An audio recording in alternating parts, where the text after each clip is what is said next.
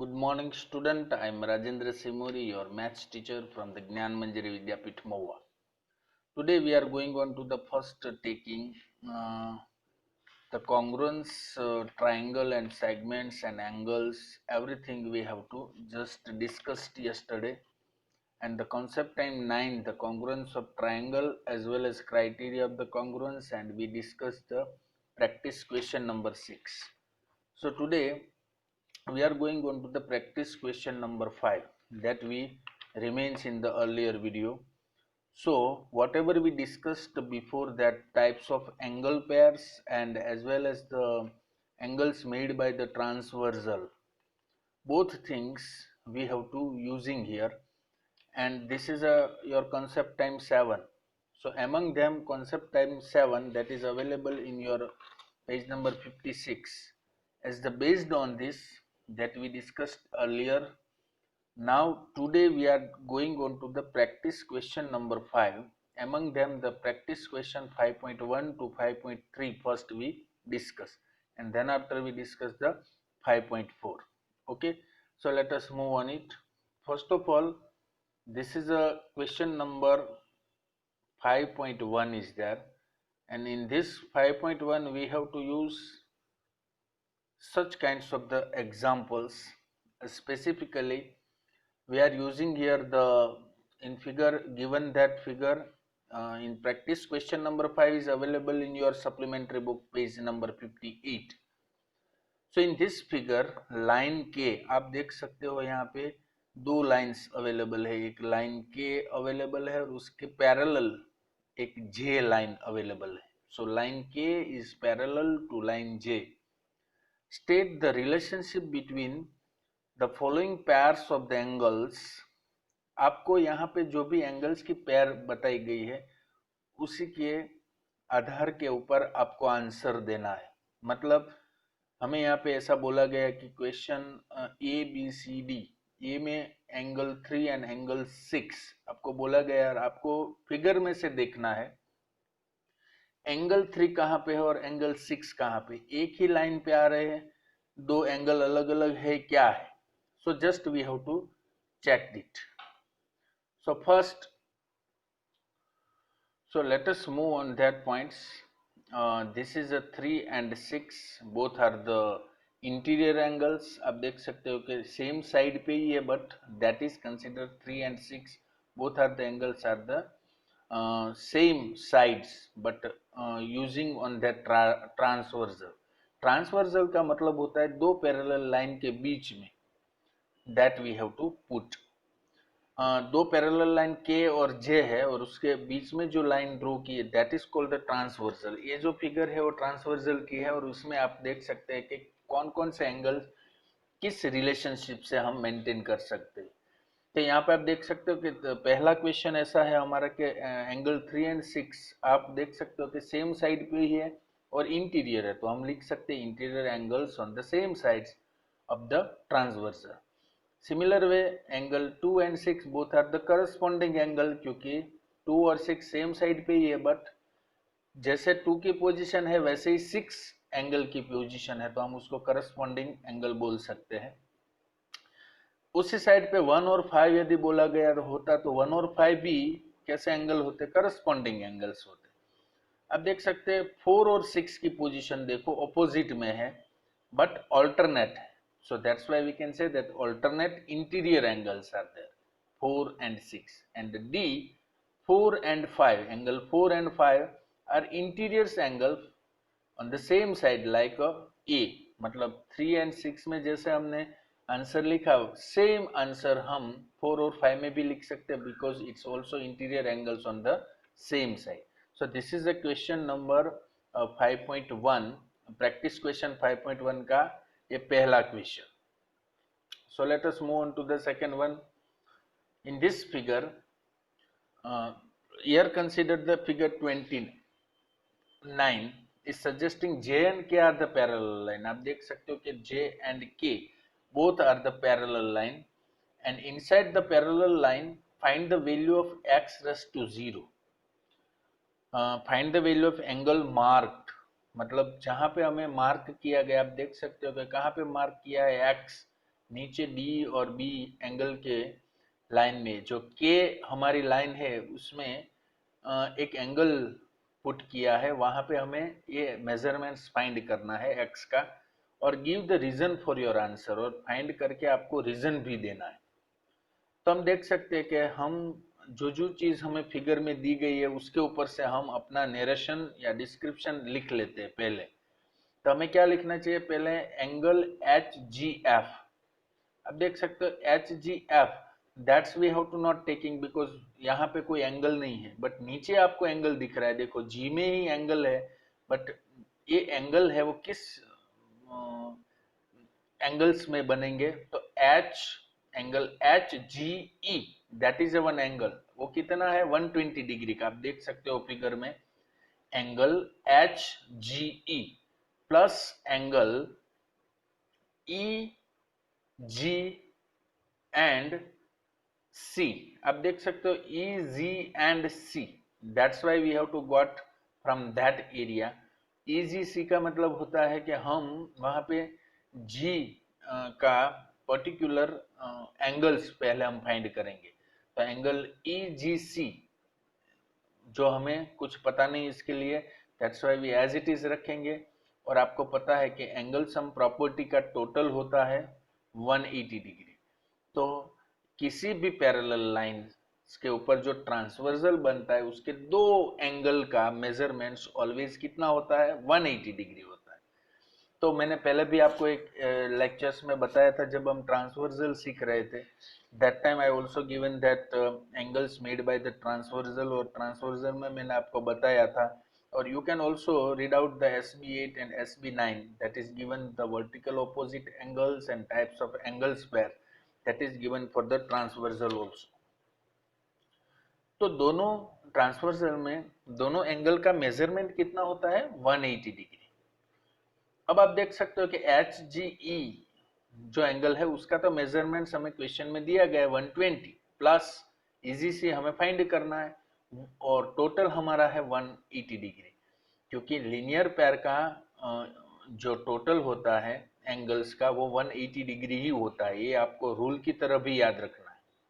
So angle H G E plus angle E G C both having the 180 degree because it is into the linear pair.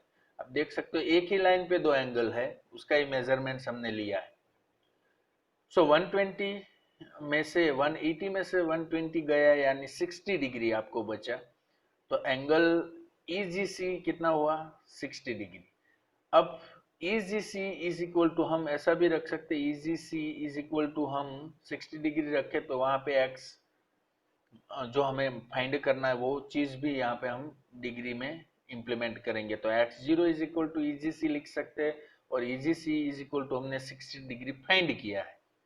So that's why we can say that x0 is having the 60 degree. आप सीधा भी find कर सकते हो, और linear pair है तो दोनों का 180 डिग्री, 180 में से 120 निकालो तो कितना बचता है, 60 degree. That is the angle measurements in the 5.2। तो ये तो बड़ा इजी था क्योंकि ये करस्पॉन्डिंग एंगल्स है, corresponding angles are always having the equal. अब देख सकते हो कि x है जहां पे, वहां के आगे आप देखो तो EGC जो आपने लगाया था वो EGC मतलब आपका G के पास जो एंगल बनेगा और यहाँ पे X के पास बनेगा वो करस्पॉन्डिंग ही रहेगा ना, क्योंकि ये ट्रांसवर्सल है। तो G के पास जो बनेगा वो चीज यहाँ पे करस्पॉन्डिंग एंगल्स हो गए। So that's why we got the X is equal to 60 degree. Now let us move on to the 5.3. Now in this 5.3 portion, first we have to take K and J are the parallel. Okay, K and J both lines are parallel. Find the value of angle marks. यहाँ पे जो दो marks किया 8x plus 19 and 9x plus 9 दोनों angles के ऊपर marking है वो आपको फाइंड करना और give reason for your answer. So first one 8x plus 90 degree is equal to 9x plus 9 degree, क्योंकि दोनों करस्पॉन्डिंग एंगल्स है तो हम उसको इक्वल रख सकते हैं क्योंकि दोनों इक्वली होते हैं। तो अभी यहाँ पे कोई डिग्री मेजरमेंट्स नहीं दिए है, so that's why we directly write same equation 8x plus 18 is equal to 9x plus 9। अब आप देख सकते हो 8x plus 18 9x plus 9, इसका सिंप्लीफिकेशन करें आप तो x इज इक्वल टू कितना बचता है 9। अब देख सकते हो 8x प्लस 18 है माइनस 9x प्लस 9 है, तो 9x और 9 दोनों को इस तरफ लाए तो आपके पास क्या बचता है 9 और माइनस x, तो x इज इक्वल टू 9 ही बचेगा। तो measure of the angles x is equal to अभी हमें 9 मिला, तो वही इक्वेशन में हम रख दे x की जगह पे। तो पहले 8x प्लस 19 में x की जगह 9 रखा, तो 8 into 9 plus 18, so 8 9s are 9 8s are, so same thing we are using here 72, that we have to use plus 18, so that's why 19, and 9 into 9 plus 9, so 81 plus 9, that's why we got 90।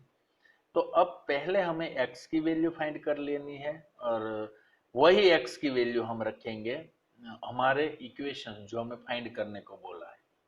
तो ये भी आपकी तरह से easy था।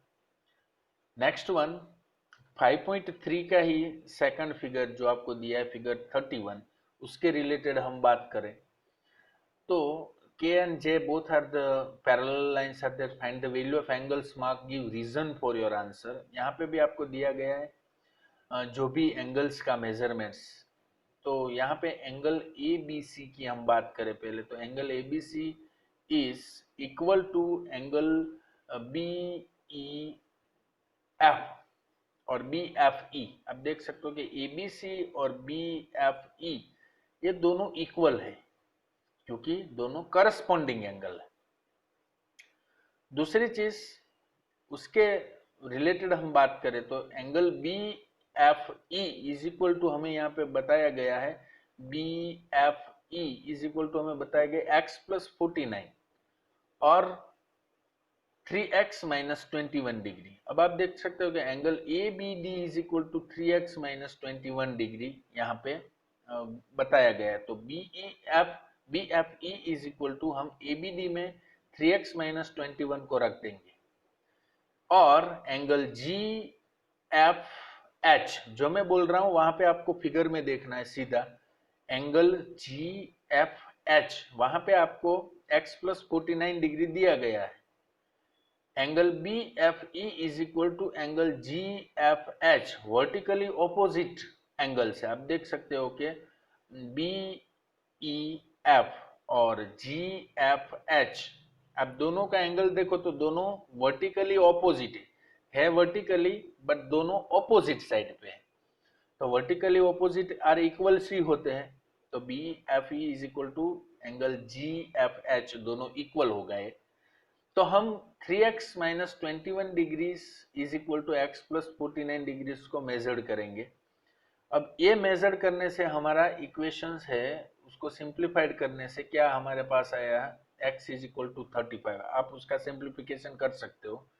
तो x is equal to 35 है, तो एंगल ABD की बात करें तो एंगल ABD में हमें 3x माइनस 21 और x की वैल्यू अभी हमें मिली 35, तो x की जगह हम 35 रखेंगे, then we got 84 as angle ABD।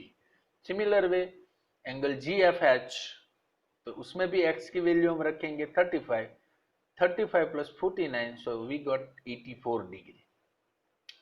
तो ये दोनों आंसर हमारे पास आ गए। तो ये था आपका 5.1, 5.2 एंड 5.3। किसी ने मुझे क्वेश्चन पूछा था sir practice question number 5 is not done because of we are taking first all the congruency part and then after we go for that। Okay, so today I discussed the practice question 5.1, 5.2 and 5.3। Okay, so let us move on to the another point। Okay, so let us move on to the practice question 5.4। अभी 5.1, 5.2 and 5.3 हमने discuss किया। 5.4 को हम discuss कर लेते हैं। Just we have to take it out. 5.4 this is something different rather than the 5.1, 5.2 and 5.3। In this figure lines M and P, आप देख सकते हो कि दो लाइंस पैरेलल है M and P। Find the unknown angles and give reason for your answer. यहाँ पे जो x, y, z आपको दिया गया है, h दिया गया है, मतलब जितना एंगल दिया गया है उसके अलावा जो यहाँ पे है एक्स वाई एंड जेड, ये तीनों एंगल्स हमें फाइंड करना है। तो जो चीज बताई गई है उसके ऊपर से हम फाइंड करेंगे, पर उसकी तरह से पहले हमें क्या याद रखना है, जो भी प्रॉपर्टीज हम सीखे थे ट्रांसवर्जल में वो चीज यहाँ पे याद रखनी है। अभी भी किसी को ये पता नहीं है तो ये 2 पेज मैंने पहले भी बोला कि वो चीज पहले आप कवर कर लो। So angle C A B plus angle J A B, आप देख सकते हो सी ए बी की बात और जे ए बी की बात, यानी आपका एंगल जो बन रहा है वो सी ए बी में जो एंगल है, और जे मतलब जे कहाँ पे है, ये वही एम लाइन पे आपको दिख रहा है जे ए एंड बी। आप देख सकते हो कि दोनों एंगल से वो एक लीनियर पेयर्स पे बन रहे हैं ना, एक ही एम लाइन है उसके ऊपर 2 एंगल है, एक 40 डिग्री वाला और एक 120 डिग्री वाला। तो वही हमने पहले यूज किया, angle C A B plus angle J A B is equal to 180 degree because of it's a linear pair. So C A B is equal to 180 degree में से 120 डिग्री को निकालेंगे, क्योंकि हमें पता है कि सी ए बी है, that is not angles over here because ACB is angle the 40 degree, but CAB has nothing because we have only one angles that is 120, और linear pair का दोनों एंगल का इक्वेशन सम कितना होता है 180 डिग्री हमें पता है। सो एंगल CAB 180 में से 120 निकाल देंगे तो 60 डिग्री बचेगा, और 60 डिग्री से हम क्या करेंगे, C A B plus A C B, आप देख सकते हो कि next one A C B plus A B C, आप देख सकते हो कि तीनों तीन का टोटल कितना है 180, क्योंकि एंगल सम प्रॉपर्टी तीनों एंगल्स ट्राइंगल के हमने ले लिए, C A B A C B and A B C, तीनों एंगल्स का टोटल 180 डिग्री होता है। उसमें से सी ए बी अभी हमने फाइंड किया 60 डिग्री, ए सी बी यहाँ पे गिवन है 40 degree, and A B C, आप देख सकते हो कि ए बी सी की बात करें तो वहां पे एक एंगल बनता है unknown, that is known as Z, आप देख सकते हो फिगर में भी। तो ए बी सी में आपका कौन सा एंगल वहां पे, ए बी सी बी मतलब मिडल वैल्यू यानी जेड, तो A B C is equal to 180 degree. तो यहाँ पे 60 plus 40 plus Z is equal to 180 degree हुआ, यानी हम सिंप्लीफाई करेंगे तो जेड इज इक्वल टू कितना मिलेगा 80 डिग्री मिलेगा। तो ये तो सिंपल सा था, बट पहले हमें जो पोर्शन लिखना था वो बड़ा इंपॉर्टेंट है।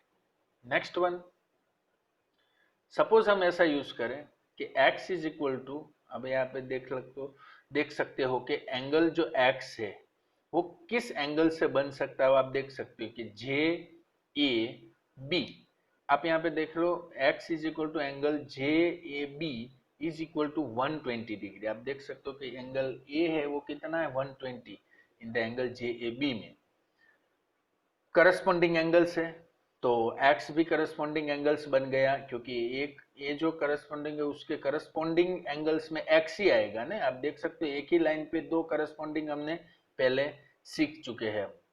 तो एंगल ए का करस्पॉन्डिंग एंगल x होगा, तो यहाँ पे जे ए बी आपको दिया गया 120 डिग्री, तो करस्पॉन्डिंग एंगल्स होगा एंगल एफ एच बी, आप देख सकते हो next one F H B. So here FHB is considered the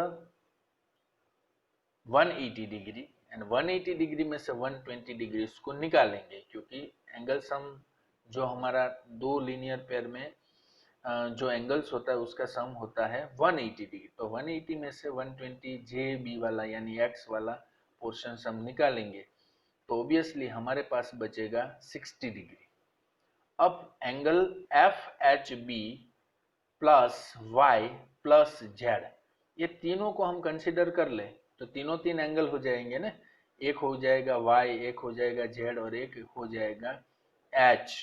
H को कंसिडर किया मतलब हमारे पास एफ एच बी में एच है हमारा एक्स है, तो X plus Y plus Z ही हुआ ना एक तरह से, बट उसका ट्राइंगल है तो ट्राइंगल की एंगल सम प्रॉपर्टी कितनी होती है 180, क्योंकि हर एक एंगल्स का मेजरमेंट होता है 60 डिग्री, 60 60 60 कितना होता है 180 degree. So Y we have to use 180 में से 60 प्लस 18 यानी 40 degree, because Z is available here 80 degree. तो ये पोर्शन हुआ। तो इसके ऊपर से हम बता सकते हैं कि हमारा x का मेजरमेंट्स होता है 120, y का होता है 40 एंड z का होता है 80 डिग्री, जो मैंने अभी आपको कैलकुलेशंस में बता दिया। तो ये चीज़ थी, मैं आपको 5.4 तक पूरी प्रैक्टिस क्वेश्चंस एक बाकी था वो आज मैंने एक्सप्लेन कर दिया है। You can also write down this all the questions from this video with the understandings. Okay, if you having any kinds of the doubt, you can read out this transversal problem again and you have to write this all the questions. Okay, so let us move on to the next point.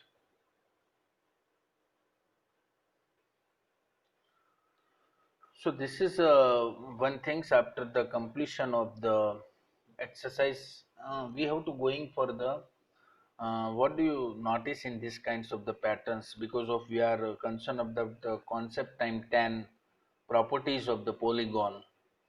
So inside that there are 4 types of the polygons here: triangle, quadrilateral, pentagon and hexagon. हमें पता है कि triangle में 3 side होती है, quadrilateral में 4 side होती है, pentagon में 5 होती है, हेक्सागोन में 6 होती है। तो सम ऑफ एंगल्स, अभी हम बोल रहे थे कि ट्राइंगल का सम ऑफ एंगल्स 180 डिग्री होता है, क्योंकि तीनों एंगल्स 60 डिग्री के होते हैं।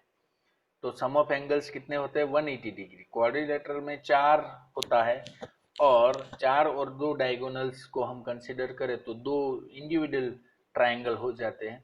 तो आप देख सकते हो कि एक ट्राइंगल का 180 होता है, तो 2 ट्राइंगल, यानी क्वाड्रिलेटरल का मतलब होता है एक तरह से 2 ट्राइंगल को जोड़ दो तो एक साइड कॉमन रहती है उसकी, बाकी 2 ट्राइंगल की तरह मूव होंगे तो तीनों 180 कितना होता है? 360 डिग्री होगा। तो क्वाड्रिलेटरल की साइड 4 होती है, 1 2 3 4, and it has also having the sum of angle 360 degree. Pentagon की हम बात करें तो 5 साइड्स होती है, और 5 साइड्स का सम ऑफ एंगल्स होता है 540 डिग्री, क्योंकि 360 डिग्रीज में 180 डिग्रीज ऐड करें तो एक्चुअल में वो 5th साइड्स होती है, और 180 डिग्रीज, क्योंकि यहाँ पे 2 डायगोनल्स यूज होते हैं। हेक्सागोन में 6 साइड होती है, 3 डायगोनल्स को यूज करें तो 1 2 3 4 ट्राइंगल हम यहाँ पे कंसिडर कर सकते हैं। और पेंटागन में आप देखो तो 3 ट्राइंगल था, 3 ट्राइंगल मतलब 18 3 54 होता है ना, 540। तो आप देख सकते हो जो लाइन है वो ट्राइंगल का पार्टीशन है। तो एक ट्राइंगल का आपको याद रह जाए तो क्वाड्रिलेटरल, पेंटागन और हेक्सागन का याद रह ही गया, क्योंकि आप देख सकते हो हेक्सागन है, उसकी फिगर शेप में आप देखो तो 1 2 3 4 4 शेप, 4 ट्राइंगल है। 4 ट्राइंगल मतलब 18 4 72 and 18 4 72, so 720 degrees of the hexagon। तो ये तो बड़ा इजी हो गया आपके लिए। आप देख सकते हो यहाँ पे 180 डिग्री ट्राइंगल में 180 इंटू 180 इंटू 2 ट्राइंगल है, 3 ट्राइंगल है तो 180 इंटू 3, 4 ट्राइंगल है तो 180 degree into 4, that's why 720 degree. So the total measure of angles increase by 180 as the number of sides increase by 1। जैसे एक बढ़ता है तो वो 180 डिग्री, एक 180 डिग्री बढ़ता रहता है। तो आपने देखा कि 3 में से 4 साइड हुई तो 180 डिग्री एक बढ़ा, पेंटागन में एक बढ़ा तो दैट इज ऑल्सो भी 1 इंक्रीज, एंड 6 में भी एक साइज इंक्रीज हुआ तो इंक्रीज बाय 1 हुआ तो इंक्रीज बाय 180 डिग्री भी हुआ। तो ये चीज आपको याद रख लेनी है।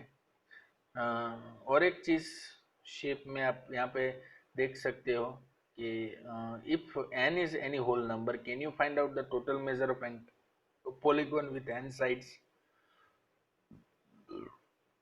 हम देख सकते हैं, ये आपको चीज याद रख लेने के, ट्राइंगल है तो 180, 3 में से 2 गया, एक कम करता जाना है, 3 में से 2 गया मतलब 1, 4 में से 2 गया यानी 2, 5 में से 2 गया then we have to use 3, and last one कोई भी पॉलीगॉन्स हमें, एनी साइडेड पॉलीगॉन्स हमें n number of sided polygons हमें दे तो हम ये इक्वेशन यूज कर सकते हैं 180 इंटू n-2, n-2 कर से करने से हम किसी भी साइज, आपको बताया गया है कि 8 साइड का पॉलीगॉन है, 10 साइड का पॉलीगॉन है, 12 साइड का पॉलीगॉन है, 60 साइड का पॉलीगॉन है, then you can put this last one equation for that 180 degree into n minus 2. Okay, so that is also be very important here. Can you out of total measure of angles in polygon with 10 sides? Okay, obviously 10 sides को हम 180 into 10 minus 2 कर देंगे तो 180 into 8 होगा, तो 1440 degree आ जाएगा। तो 10 sided polygon का भी हम ऐसे मेजरमेंट्स कर सकते हैं। So let us move on to the next point जो अभी डिस्कस किया हो, that is from the SB14 your concept time 10, that is property of the polygons, angle sum property of the polygons that is given here, and all the number of sides, how can we put into that, and which one equation is useful, that all things is available in this page. So some of the measures of the exterior angles of the polygons, that all things we have to cover in concept time 10. तो ये चीज आपको याद रख लेनी है और ये पूरे पेज में से आज फिर से लर्न करेंगे SB14 में से, और SB14 that is also be very useful is specifically angle sum property of the polygons. Okay, so let us move on that points that we covered for the another that we also discussed today. So this is exterior angles of the polygon. Now from this supplementary book, the last portion, that is exterior angles of the polygon, just we have to take it out. What do you notice about the angles mark? आप यहाँ पे क्या mark कर रहे हो? आपका पूरा shape है उसके बार बन रहा है, इसीलिए हम उसको एक्सटीरियर बोल सकते हैं। ये दोनों शेप से हम ऐसा बोल सकते हैं कि this is exterior in the polygon, these are angles made between a side and its extended adjacent side. जो भी एडजेसेंट साइड है उसको एक्सटेंड करते हैं तभी वो एंगल बनता है। This angles are called the exterior angles. आप ब्लू लाइंस देख रहे हैं, वो जो एक्सटेंडेड लाइन किया एडजेसेंट साइड को, जैसे ही एक्सटेंडेड किया it becomes a one angle. In Latin exterior means outside, exterior का मतलब होता है outside, and this angles are made outside the polygon. Polygon के बाहर बनने वाला एंगल्स को हम एक्सटीरियर कहते हैं। This triangle exterior angle of the triangle ABC, आप देखो तो ABC की हर एक लाइन को हम एक्सटेंड करेंगे तब बाहर की साइड पे, आउटसाइड पे जो ग्रीन आपको दिख रहा है वो सभी एंगल्स है, और ये सभी एंगल्स एक्सटीरियर है। एक ही ये ब्लू साइड का भी एक्सटीरियर एंगल्स यहाँ पे इंडिकेट्स होता है। Let us find it out. Sum of the exterior angles of a triangle, आप देख सकते हो कि 1 2 3, जैसे कि इंटीरियर है 1 2 3, आप देख सकते हो रेड में इंडिकेट्स है, और ब्लू में 4 5 6, that is exterior angles. So first one, जो इंटीरियर और एक्सटीरियर दोनों एंगल्स का सम होता है वो ऑलवेज 180 डिग्री होगा। इंटीरियर और एक्सटीरियर एंगल्स का जो भी सम है, मतलब जो भी एंगल्स यहाँ पे दिया है, एंगल 3 एंगल 6 वो 180 होगा, एंगल 1 एंगल 4 वो 180 होगा, अंडर एंगल 2 एंगल 5 वो भी 180 डिग्री होगा। So it at each vertex the angles from a linear pair, ये linear pairs मतलब एक ही लाइन के ऊपर दो एंगल्स बन रहे हैं, तो उसका सम कैसा होगा? 180 डिग्री ही होगा, वो आपको याद रखना है। So angle 1 plus 4 plus 3 plus 6 plus 2 plus 5 is equal to, we can say that तीनों 180 डिग्री का है, तो 3 इंटू 180 यानी 540 degree. So angle 1, angle 2, angle 3, sum of interior angle of a triangle equals to 180, क्योंकि इंटीरियर एंगल्स का measurements कितना होता है? 180 degree. So 180 plus 4 plus 5 plus 6, that becomes 540 degree. So 540 में से 180 डिग्री निकालो तो 360 डिग्री हुआ, मतलब एक्सटीरियर एंगल यानी आउटसाइड एंगल का मेजरमेंट कितना हुआ? 360 डिग्री। मतलब the sum of the exterior angles of a triangle equals to 360, and the sum of the interior angles of the triangle equals to 180 degree. समझ में आ गया इस फिगर से?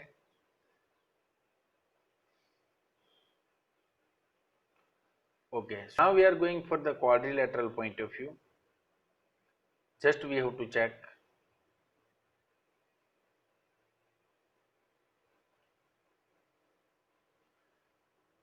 Now what is the sum of exterior angle of the quadrilateral? Quadrilateral का sum कैसे होता है?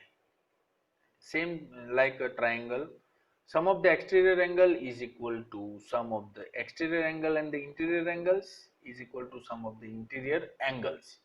अब आप देख सकते हो कि sum of the exterior angle and the interior angle कितना है? 4 into 180 और उसमें से हम माइनस क्या करेंगे? Sum of the interior angle. Sum of the interior angles कितने हैं? 4. 4 में से n माइनस 2 इंटू 180 हमने एक इक्वेशन अभी देखा आज के वीडियो में. तो 4 माइनस 2 इंटू 180 यानी 2 इंटू 180 यानी 360. 180 इंटू 4 माइनस 360 को हम सब्ट्रैक्ट करेंगे. Then we got 720 minus 360, so we got 360 degree. Pentagon में सिमिलर वे से हम जाएंगे. 5 है तो 5 minus 2 into 180 that is interior and exterior 5 into 180, so 360. 360 में से 3 into 180 540. Similar way we are using for the pentagon. तो ये चीज आप यहाँ पे यूज कर सकते हो. तो ये हुआ ट्राइंगल, क्वाड्रिलेटरल एंड पेंटागन की हर एक साइड का how many sides of the exterior angle we have to find. तो ये जो पूरा चार्ट है वो भी आपके लिए इतना ही इम्पोर्टेंट रहेगा. So at the end of this session, we just conclude here of this session. But before conclude that, I am telling about that today you have to conclude the exercise 5 जो आज मैंने video में बताई. वो पूरी exercise practice question 5 है, वो आपको सॉल्व करना है. Okay, so without asking the question you can write down the practice question number 5 from today's video. Okay, पूरा करना है 5 पॉइंट. पूरा प्रैक्टिस क्वेश्चन 5 आज के होमवर्क में होना चाहिए और फेयरबुक में भी आप वही लिखना. Thank you very much for being with us. We will meet very soon into the next lecture. Thank you.